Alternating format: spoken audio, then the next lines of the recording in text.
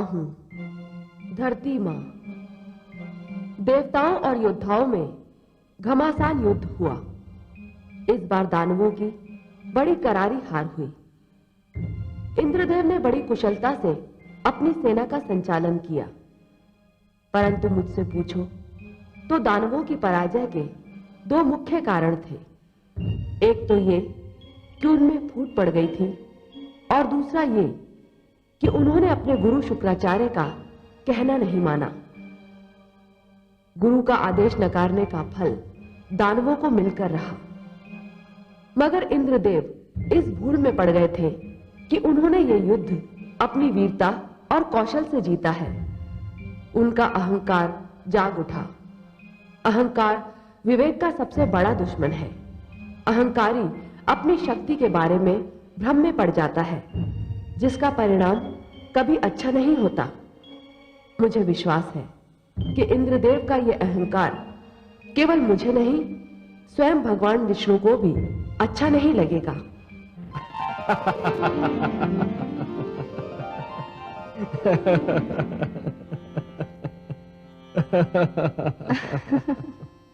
मैं आपकी हंसी का भेद पा गई कमल नयन। अच्छा, मैं समझ गई कि आप अपनी हंसी को क्यों नहीं रोक पा रहे हैं। अच्छा तो बताइए तो सही कि हमें हंसी क्यों आई।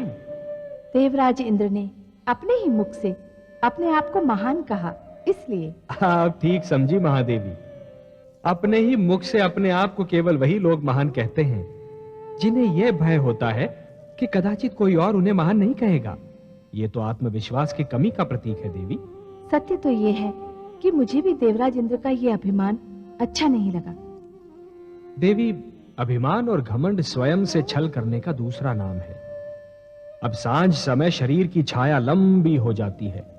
अब कोई मनुष्य यदि छाया की इस लंबाई को शरीर की वास्तविक लंबाई समझ लेगा तो स्वयं से छल ही करेगा ना।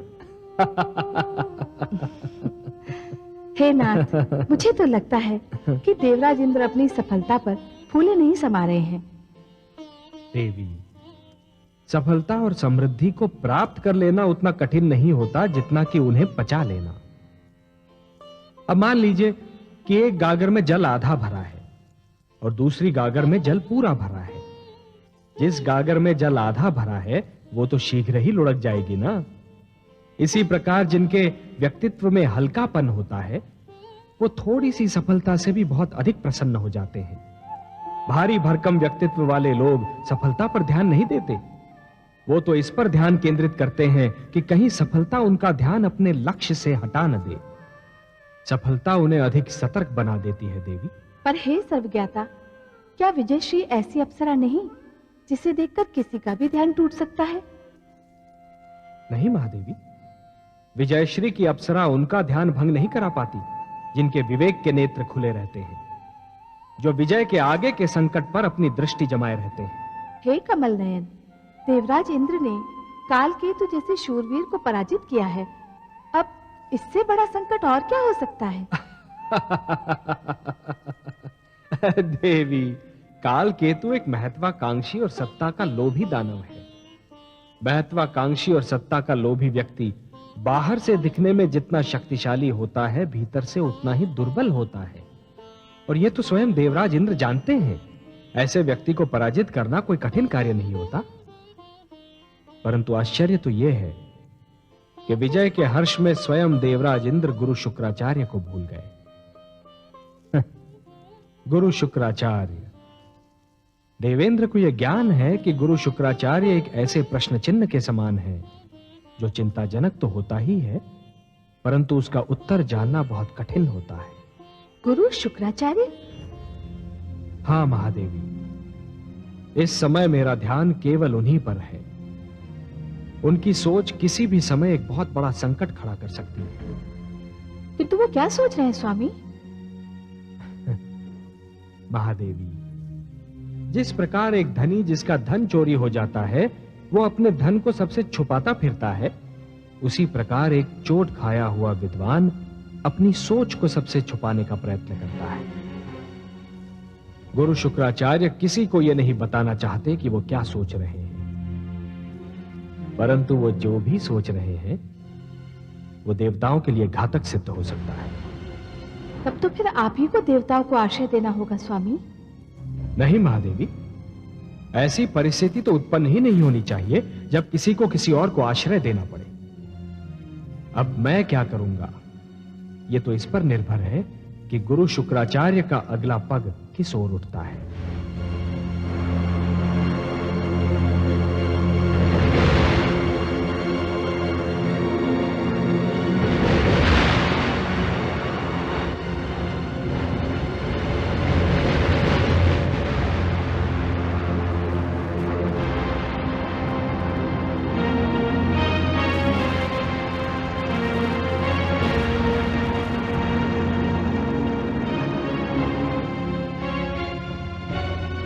ये सब मेरे कारण हुआ है।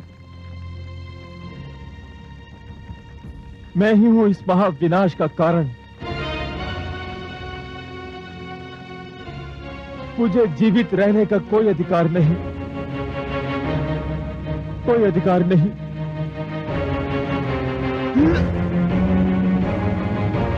ठहरो कालकेतु, ठहरो।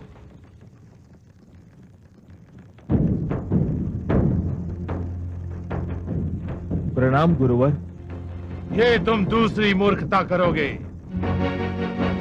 दानव वीरों के ये शव, धड़ से कटे हुए ये सिर, युद्ध क्षेत्र की धरती पर बहता हुआ ये लहू, ये सब पुकार पुकार कर कह रहे हैं कि तुमने मेरी पहली आज्ञा का पालन न करने का दंड भोगा है। मैंने जब तुम दानवों का गुरु बनना स्वीकार किया था तो तुमसे यह भी वचन लिया था कि तुम देवताओं से उस समय तक युद्ध नहीं करोगे जब तक मैं अनुमति नहीं दूंगा। यदि तुमने अपने वचन का पालन किया होता, यदि तुमने मेरा कहना माना, तो आज इस युद्ध भूमि में दानवों के शव के स्थान पर देवलोक वासियों के शव दिखाई दे रहे होते। मुझे आपसे क्षमा मांगते हुए भी लज्जा आ रही है गुरुदेव, पर आप मुझे क्षमा कर दीजिए। प्रतिशोध और क्रोध की अग्नि ने मेरे सोचने और समझने की शक्ति को भस्म कर दिया था। क्रोध पराजय का पहला लक्षण है कालकेतु। युद्ध क्रोध से नहीं, धैर्य से और योजना बनाकर लड़ा जाता है। कालकेतु, तुम विजय केवल इसलिए नहीं प्राप्त कर सके क्योंकि लोभ और लालसा ने तुम पर पहले ही विजय प्राप्त कर ली थी। राज सिंहासन के लोभ में तुमने दानव एकता भंग कर दी। तुम दानवों में सबसे बड़ा दोष यही है कि तुम संगठित नहीं रह सकते। यदि आपका आदेश हो गुरुदेव, तो मैं दानव लोक के अधिपति का पद त्याग भी सकता हूं। यह तो सिंहासन पर बैठने से पहले तुम्हें सोचना चाहिए था कालकेतु। आप जिसे चाहेंगे वही हमारा अधिपति होगा गुरुदेव। अब इस विवाद में पड़ना व्यर्थ है कि अधिपति कौन होगा और किसे होना चाहिए। नहीं गुरुदेव, हम अब भी आपका आदेश मानने को तैयार हैं। कालकेतु, तुम अब राज सिंहासन पर बैठ चुके हो। तुम्हें सिंहासन से उतारना दानव एकता पर एक और चोट करने के समान होगा। परंतु अब एक व्यक्ति, एक पद के सिद्धांत का ही पालन होगा। तुम केवल अधिपति रहोगे, सेनापति नहीं। सेनापति पहले भी हर्षद था और अब भी वही रहेगा।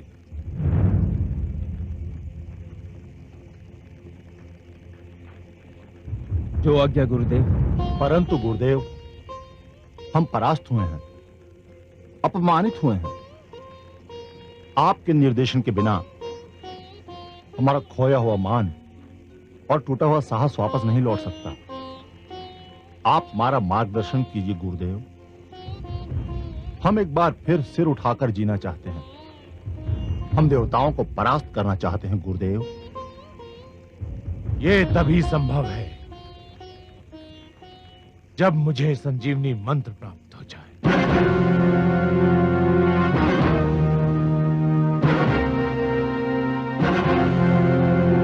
संजीवनी मंत्र गुरुदेव? संजीवनी मंत्र? हाँ, संजीवनी मंत्र भगवान शिव का सबसे महान वरदान। यदि वो मंत्र मुझे मिल गया तो तुम किसी युद्ध में नहीं मरोगे। यदि मर गए तो मैं वो मंत्र फूंक कर तुम्हें पुनः जीवित कर दूंगा। गुरु शुक्राचार्य की जय! गुरु शुक्राचार्य की जय! आप धन्य हैं गुरुदेव। इस प्रकार हर युद्ध में देवताओं की संख्या घटती जाएगी और तुम दानवों की संख्या बढ़ती जाएगी।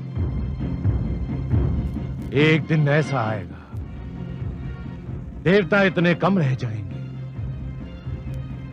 कि तुम लोग सरलता पूर्वक टहलते हुए देवलोक पहुंच जाओ।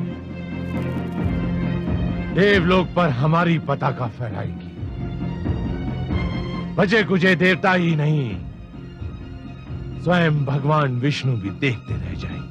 गुरुदेव की जय! गुरुदेव की जय! गुरुदेव की जय! गुरुदेव की जय! गुरुदेव की जय! मैं भगवान शिव के दर्शन करने जा रहा हूं। तुम सब उस समय तक कोई उतावलापन नहीं दिखाओगे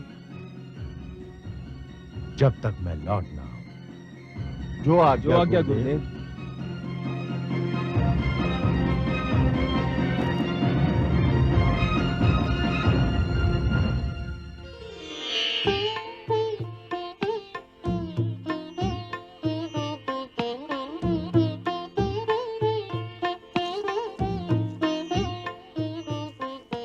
देवी इंद्राणी, देवासुर संग्राम तो पहले भी कई बार हो चुके हैं, परंतु इस बार हमने दानव सेना को वो मार दी है कि वो अभी तक अपनी चोट सहला रही होगी। समस्त युद्ध क्षेत्र को हमने दानवों के शवों से पाट दिया। मेरी यही मनोकामना है कि दानव इस पराजय से ऐसा पाट लें कि फिर कभी युद्ध ना हो। ऐसा ही होगा देवी, ऐसा ही होगा। दानव हो या असुर, भविष्य में कभी हम पर आक्रमण करने का साहस नहीं करेंगे। अब हमें उनकी ओर से कोई चिंता, कोई भय नहीं रहेगा। नृत्य गायन आरंभ करो। आज समस्त देवलोक विजयोत्सव मनाएगा।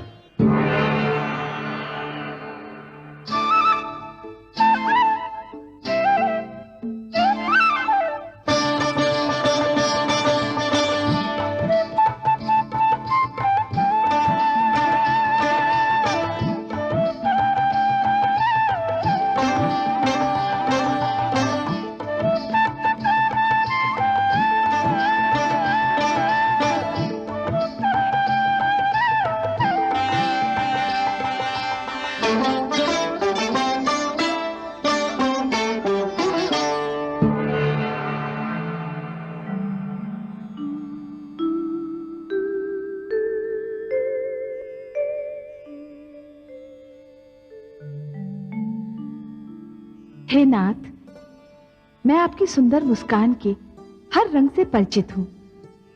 इस समय भी जो मुस्कान आपके अधरों की शोभा बनी हुई है, उसके रंग को भी मैं पहचानती हूँ। हे देवी, आप हमारी मुस्कान के रंग ही नहीं, हमारे हृदय की सारी धड़कनों को भी जानती हैं, और इसीलिए जान रही हैं कि मैं इंद्रलोक में होने वाले विजयोत्सव को देखकर अपनी मुस्कान को रोक नहीं पा रहा हूं। हाँ कमल नयन, और आपकी मुस्कान से जो चिंता झांक रही है, उसी से मुझे लग रहा है कि अवश्य कोई विशेष घटना घटने वाली है। आपका अनुमान बिल्कुल ठीक है महादेवी। इंद्रलोक में जो निश्चिंतता का वातावरण छाया हुआ है, वो अवश्य ही कोई रंग लाएगा। इंद्रदेव निश्चिंत होकर अपनी विजय का उत्सव तो मना रहे हैं, परंतु साथ ही जीवन का एक मूल सत्य भूल रहे हैं। किस मूल सत्य की ओर आपका संकेत है सर्वेश्वर? वो सत्य ये है महादेवी कि सूर्योदय के समय जो अंधकार इस धरती से भाग खड़ा होता है और घने वनों और गुफाओं में जाकर छुपता है, वही अंधकार सूर्यास्त का समय निकट आते ही फिर से अपना सिर उठाने लगता है। और सूर्यास्त होने के साथ ही इस धरती पर फिर से अपना अधिकार जमा लेता है। यही शत्रु का भी चरित्र होता है। वो अपने शक्तिशाली विरोधी से युद्ध में हारकर रण क्षेत्र से भाग तो अवश्य जाता है, परंतु अपने विरोधी को निश्चिंत पाते ही फिर से अपनी पराजय का प्रतिशोध लेने के लिए आक्रमण कर देता है। विजय कभी स्थायी नहीं होती महादेवी। शत्रु और अग्नि को कभी छोटा और दुर्बल नहीं समझना चाहिए। दोनों किसी भी समय विकराल रूप धारण कर सकते हैं, इसलिए दोनों से सावधान रहना चाहिए। हे विश्वव्यापी, तो क्या दानव देवलोक पर फिर से आक्रमण करने वाले हैं? हाँ, कर भी सकते हैं। पर अभी तो देवराज इंद्र ने उनकी सारी शक्ति को चूर चूर कर दिया है। दानव शक्ति का केंद्र है दैत्य गुरु शुक्राचार्य का मस्तिष्क, जो इस समय भयंकर रूप से सक्रिय है, पूर्णतया जागा हुआ है। उसे एक पल भी चैन नहीं। दैत्य गुरु जो करने जा रहे हैं, उससे यह तो स्पष्ट है कि उनके मस्तिष्क में कोई भयानक योजना पनप रही है। क्या करने जा रहे हैं दैत्य गुरु शुक्राचार्य? वो भगवान शिव के पास जा रहे हैं संजीवनी मंत्र मांगने, और यदि उनकी योजना के अनुसार भगवान शिव से उन्हें संजीवनी मंत्र मिल गया तो देवताओं के लिए दानवों को जीत पाना असंभव हो जाएगा। ये तो सचमुच बहुत गंभीर समस्या है। हे देवेश्वर, सब जानते हैं कि भगवान शिव बहुत भोले हैं। कोई भी उनसे कुछ भी मांगे तो वो दे देते हैं। कोई भी उनके सामने झोली फैला दे तो वो उसे तुरंत भर देते हैं। दैत्य गुरु शुक्राचार्य बहुत चतुर हैं। कहीं भोलेनाथ उन्हें ये मंत्र दे न दे। भोले अवश्य हैं हमारे शिव शंकर, परंतु उन्हें यह भली भांति ज्ञात है कि संजीवनी मंत्र उस शक्तिशाली शस्त्र के समान है जिसका सदुपयोग भी संभव है और दुरुपयोग भी, जिससे रक्षा भी की जा सकती है और विनाश भी। जिस प्रकार एक दीपक प्रकाश भी फैला सकता है और घर को आग भी लगा सकता है, उसी प्रकार संजीवनी मंत्र सत्यवादी को भी जीवन दे सकता है और असत्यवादी को भी। भगवान शिव तो यह भी भली भांति जानते हैं देवी कि मांगने वाले से देने वाले का उत्तरदायित्व कहीं अधिक बड़ा होता है। मांगने वाला तो कुछ भी मांग सकता है, परंतु देने वाले को यह सोच लेना चाहिए कि वो जो दे रहा है और जिसे दे रहा है वो उसके योग्य है भी या नहीं।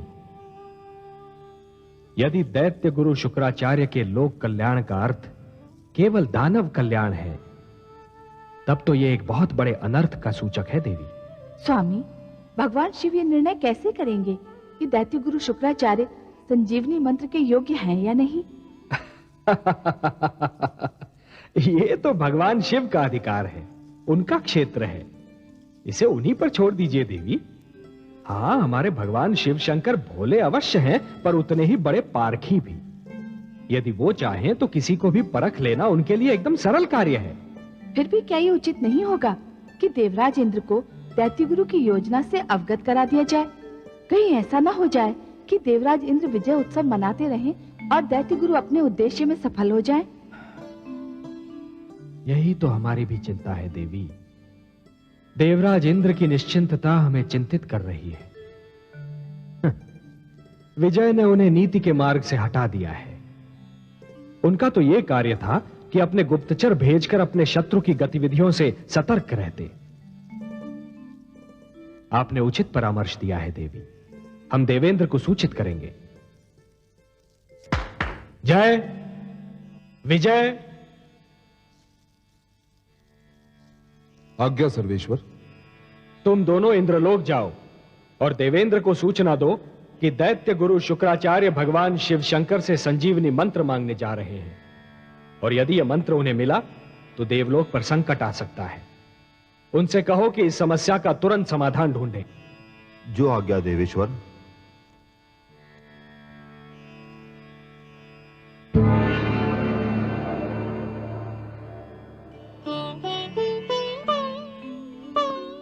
अच्छा, तो ये बात है। हाँ देवराज, श्री लक्ष्मीपति ने कहा है कि आपको सूचित कर दिया जाए कि दैत्य गुरु शुक्राचार्य भगवान शिव से मिलने जा रहे हैं और देवलोक पर गंभीर संकट के बादल मंडरा रहे हैं। कह देना श्री विष्णु भगवान से कि हमें सूचना देने के लिए धन्यवाद। वो चिंता ना करें, ऐसा कुछ नहीं होगा। इससे पहले कि दैत्य गुरु शुक्राचार्य भगवान शिव के पास पहुंचे, हम स्वयं उनके पास पहुंच जाएंगे। भगवान शिव पर हमारा अधिकार अधिक है। हम दैत्य गुरु शुक्राचार्य की चाल को असफल कर देंगे। जो आज्ञा देवराज।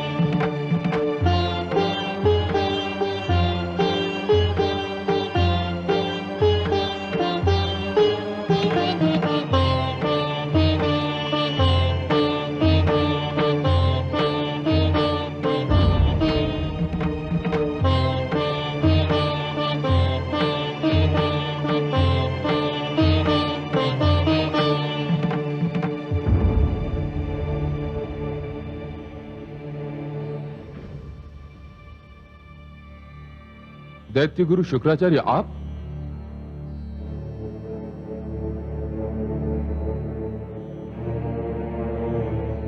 हे महादेव, मैं एक याचना लेकर आपके चरणों में उपस्थित हूं। हे शिव शंकर, मैं भी आपके निकट खड़ा हूं। देवराज आप? मैं तो दैत्य गुरु शुक्राचार्य से पहले ही यहां आ गया था। क्षमा करें देवराज, आप मेरे निकट नहीं, मेरे पीछे खड़े थे। मेरे 3 नेत्र अवश्य हैं, किंतु तीनों नेत्र मेरे मुख पर है। एक भी नेत्र मेरे सिर के पीछे नहीं है। इसी कारण मेरी दृष्टि आप पर नहीं पड़ी। नहीं तो मैं सबसे पहले आपका अभिनंदन करता, अतिथि की भांति आपका स्वागत करता। मैं अतिथि बनकर नहीं, याचक बनकर यहां आया हूं। याचक तो विनम्रता की मूर्ति होता है देवराज, परंतु मैं विवश हूं। दैत्य गुरु शुक्राचार्य पर मेरी दृष्टि भी पहले पड़ी और अपने याचक बनकर आने की सूचना भी उन्होंने पहले दी। इसलिए उन्हीं के निवेदन को पहला अवसर दिया जाएगा।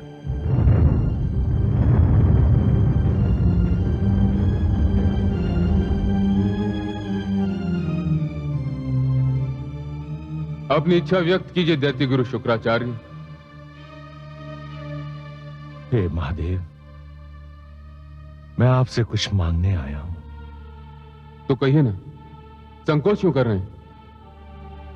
अपनी वर्षों की तपस्या और आपके प्रति अपनी अपार भक्ति के बदले में, हे महादेव, मैं संजीवनी मंत्र मांगने आया हूं।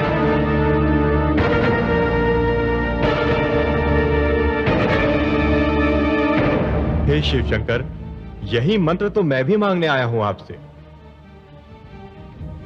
आप दोनों ने एक ही मंत्र मांगा है। मेरे लिए आप दोनों महान हैं। आप देवताओं के राजा हैं। दैत्य गुरु शुक्राचार्य महान विद्वान हैं। सत्य पूछिए तो आप दोनों ही संजीवनी मंत्र के सुपात्र हैं। आप दोनों ही इसे प्राप्त करने के योग्य हैं। परंतु संजीवनी मंत्र एक कल्प में एक ही बार किसी एक ही को दिया जा सकता है। यह महाशक्तिशाली मंत्र है, इसलिए मुझे आप दोनों में से किसी एक ही को चुनना पड़ेगा। तब तो फिर भोले शंकर, निर्णय हो गया। मैं देवराज इंद्र हूं, मंत्र मुझे ही मिलेगा। नहीं देवराज, देव हो या दानव, निर्णय परीक्षा के आधार पर ही होगा। परीक्षा? हां देवराज, आप दोनों में से जिस किसी को भी यह मंत्र लेना है उसे परीक्षा देनी होगी। मैं किसी भी परीक्षा के लिए प्रस्तुत हूं महादेव। और आप देवराज? मैं परीक्षा के विषय में जानकारी चाहूंगा शिव शंकर। परीक्षा परीक्षक की इच्छा पर निर्भर करती है देवराज, परीक्षा देने वाले की इच्छा पर नहीं।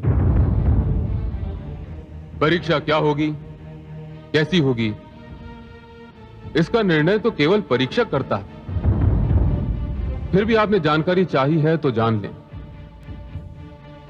मैं संजीवनी मंत्र उसी को दूंगा जो 1 वर्ष तक धरती के 365 दिन वृक्ष से उल्टा लटक कर, जल और अन्न त्याग कर, केवल जलती हुई पत्तियों का धुआं पीता रहे पूरे 1 वर्ष। आपको स्वीकार है देवराज? और आपको दैत्य गुरु? हे महादेव, मुझे इसकी चिंता नहीं है कि परीक्षा कितनी लंबी और कितनी कठिन हो। मेरी रुचि केवल इसमें है कि परीक्षा कब आरंभ करनी। आप केवल मुझे यह बताने की कृपा करें कि अनुष्ठान के क्षण और किस समय आरंभ करना होगा। यह जान लीजिए दैत्य गुरु शुक्राचार्य, इस अनुष्ठान में आपके प्राण भी जा सकते हैं। मैं आचार्य हूं भोलेनाथ, और जो आचार्य अपने आचरण का पालन नहीं करता उसे आचार्य बनने का कोई अधिकार नहीं। मैं संजीवनी मंत्र लोक कल्याण के लिए मांग रहा हूं, और यदि लोक कल्याण के लिए मेरे प्राण भी जाते हैं तो मुझे कोई चिंता नहीं। हे महादेव, आप अनुष्ठान की तिथि और समय निर्धारित कीजिए। यह अनुष्ठान आपको सोमवती अमावस्या की रात्रि को आरंभ करना होगा। रात्रि आरंभ होते ही आपको वृक्ष से उल्टा लटक जाना होगा और अगले वर्ष की सोमवती अमावस्या की रात्रि तक नीचे रखी पत्तियों को जलाकर उसके धुएं को निरंतर पीते रहना होगा। और इस अनुष्ठान के समय आपको मौन भी धारण करना होगा। यह अनुष्ठान पूर्ण होने तक आपके चारों ओर कुछ भी घट रहा हो, आपके मुख से एक शब्द भी नहीं निकलना चाहिए। हे शिव शंकर, पातुमाम,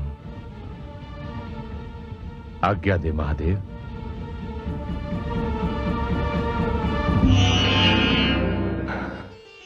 सुंदर, अतीव सुंदर। क्या निष्ठा है दैत्य गुरु शुक्राचार्य की, क्या साहस है, कितना दृढ़ निश्चय है। देखकर तो मेरे भी मुख से धन्य है का उद्गार निकल गया। वंदनीय है उनका साहस महादेवी, वंदनीय है उनका साहस, और प्रशंसा के योग्य है स्वयं वो। निस्संदेह वंदनीय है उनका साहस, निस्संदेह प्रशंसा के योग्य हैं स्वयं वे। पर हे सर्वेश्वर, क्या ये दुर्भाग्य नहीं कि ऐसा महान विद्वान दानवों के साथ है, देवताओं के साथ नहीं? क्या ये स्वयं विद्या का अपमान नहीं कि वो ऐसे पक्ष के पास है जो विद्या का आदर करना भी नहीं जानता है? है तो सही प्रिय, परंतु इसका कारण भी तो है। इसका क्या कारण है सर्वेश्वर? विद्वान का अहंकार? अहंकार। विद्वान जब विद्या के स्थान पर दूसरी बातों को प्राथमिकता देने लगता है, विद्वान जब अपमान के प्रतिशोध की अग्नि में जलने लगता है, तो उस अग्नि में सबसे पहले उसका विवेक जलकर भस्म हो जाता है। तो फिर आप दैत्य गुरु शुक्राचार्य की प्रशंसा क्यों कर रहे हैं? प्रशंसा क्यों कर रहा था? देवी, यदि गुण शत्रु में भी हो तब भी वो प्रशंसा के योग्य हैं। अग्नि तो किसी भी वस्तु को जलाकर भस्म कर देती है, परंतु क्या अग्नि के ताप की महत्ता से मुख मोड़ा जा सकता है? परंतु देवराज इंद्र ने आज मुझे बहुत निराश किया। परीक्षा का नाम सुनते ही वे भयभीत हो गए। मुझे उनसे ऐसी आशा न थी। देवराज परीक्षा की कठोरता से भयभीत थे महादेवी, और दैत्य गुरु के उद्देश्य ने उन्हें निर्भय बना दिया था। इसीलिए मैं कहता हूं देवी कि प्रत्येक मनुष्य के सम्मुख जीवन में कोई ना कोई उद्देश्य अवश्य होना चाहिए। देवराज इंद्र अपने नंदनवन में मग्न है और दैत्य गुरु के सम्मुख एक उद्देश्य है। हाँ, यह और बात है कि उनका उद्देश्य विनाशकारी है। हमारे देवराज संभवतः यह सोच रहे हैं कि इस कठिन परीक्षा को झेलने का सामर्थ्य यदि उनमें नहीं है तो गुरु शुक्राचार्य भी उसे नहीं झेल पाएंगे। यह देवेंद्र का भ्रम है। वो शुक्राचार्य की निष्ठा से पूर्णतया परिचित नहीं है। माते, माते, माते,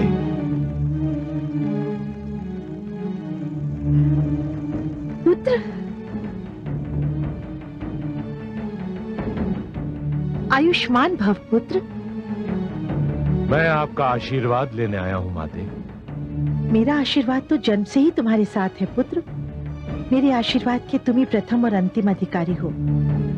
परंतु सदैव चिंतित दिखने वाले इस मुख पर आज हर्ष और उल्लास की किरणें देखकर मेरा हृदय भी प्रसन्नता से झूम उठा है। अवश्य ही कोई अनहोनी हुई है। हाँ माते, मैं बहुत प्रसन्न हूं। मैंने आज महादेव के समक्ष एक अनुष्ठान का प्रण किया है। तुम्हारा तो जीवन ही अनुष्ठानों की पूर्ति में बीता है पुत्र। इसमें नई बात कौन सी है? परंतु यह अनुष्ठान सबसे भिन्न है माते, और सबसे अधिक कठिन। मेरे पुत्र के लिए कोई अनुष्ठान कठिन हो, ये मैं मान ही नहीं सकती। ये सत्य है माते। मुझे इस वर्ष की सोमवती अमावस्या से अगले वर्ष की सोमवती अमावस्या तक वृक्ष से उल्टा लटक कर केवल पत्तियों का धुआं पीते रहना होगा। क्या? परंतु इतने कठिन अनुष्ठान का प्रण लेने की तुम्हें क्या आवश्यकता थी पुत्र? मुझे संजीवनी मंत्र चाहिए माते, और महादेव ने कहा है कि संजीवनी मंत्र प्राप्त करने के लिए अनुष्ठान मुझे इसी प्रकार पूरा करना होगा। परंतु पुत्र, तुम्हें संजीवनी मंत्र क्यों चाहिए? अपने दैत्य शिष्यों को जीवन दान देने के लिए, उन्हें मृत्यु से बचाने के लिए, देवताओं को पराजित करने के लिए और अपने अपमान का प्रतिशोध लेने के लिए। मैंने तुम्हें आज तक कोई कार्य करने से नहीं रोका पुत्र, पर एक बात का ध्यान रखना। शत्रु को पराजित करने के लिए चरित्रहीन तत्वों से मेलजोल कोई लाभदायक नीति नहीं होती। फिर भी तुमने यदि अपने शिष्यों का कल्याण करने की ठान ही ली है तो मैं तुम्हें गुरु धर्म निभाने का आशीर्वाद देती हूं। मुझे गर्व है कि मेरे पुत्र ने जिस अनुष्ठान की ठानी है वो इतिहास में अपने आप में एक उदाहरण है। ऐसे अभियान की बात मेरे पुत्र के सिवा ना तो किसी ने सोची है और ना कोई सोच सकता है। मुझे अपनी माता से यही आशा थी कि वो मेरे सिर को अपने आशीर्वाद की छांव से अवश्य ढक लेंगी। मुझे गर्व है कि मैं ऐसे पुत्र की मां हूं जिसके जीवन का एक ही उद्देश्य रहा है, असंभव को संभव बनाना। मेरे साथ मेरी माता का आशीर्वाद रहा है, इसीलिए असंभव को संभव बनाने में मैं समर्थ रहा। अब मुझे आपका आशीष मिल गया तो इस अनुष्ठान को भी संभव बनाकर दिखा दूंगा। यशस्वी भव पुत्र। आज्ञा दे माते।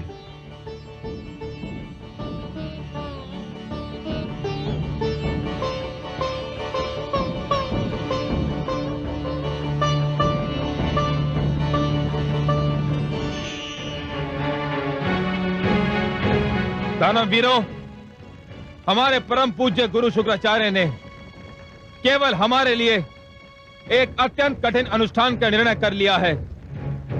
हम उनको इस अनुष्ठान से रोकना चाहते हैं। हम इतने स्वार्थी नहीं हैं कि शक्ति और बल प्राप्त करने के लिए अपने महान विद्वान की बलि चढ़ा दें। इस अनुष्ठान में उनके प्राण जाने का भय है। हम उन्हें इस अनुष्ठान को करने से रोकेंगे। यदि हम सबने मिलकर उनके सामने इच्छा प्रकट की और उनसे इस अनुष्ठान को स्थगित करने की विनती की, तो वो अवश्य ही हमारी इस बात को मान जाएंगे।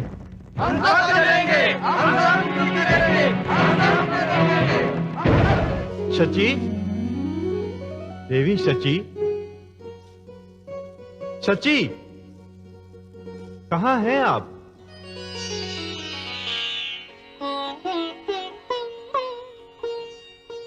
आज तो आप बहुत प्रसन्न दिखाई दे रहे हैं स्वामी। हाँ देवी, आज मैं बहुत प्रसन्न हूँ।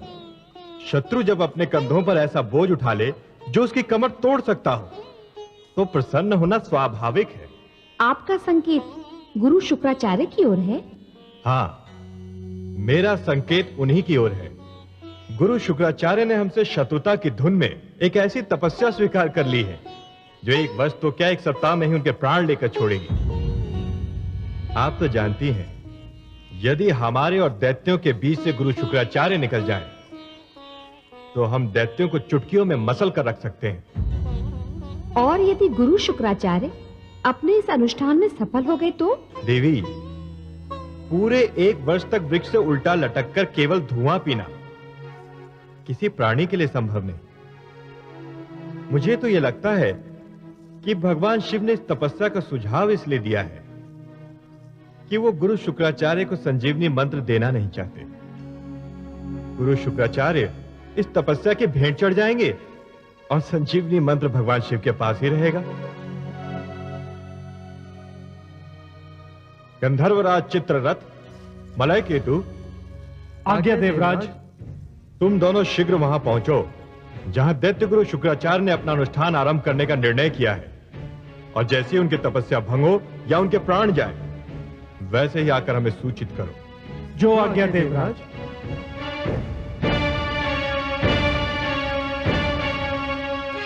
देख लीजिएगा देवी, इन्हें लौटने और दैत्य गुरु की तपस्या का अंत हो जाने का समाचार लाने में अधिक समय नहीं लगेगा। सुर भी असुरों की तरह करे अगर व्यवहार, कहो किसे आदर्श फिर कहे भला संसार।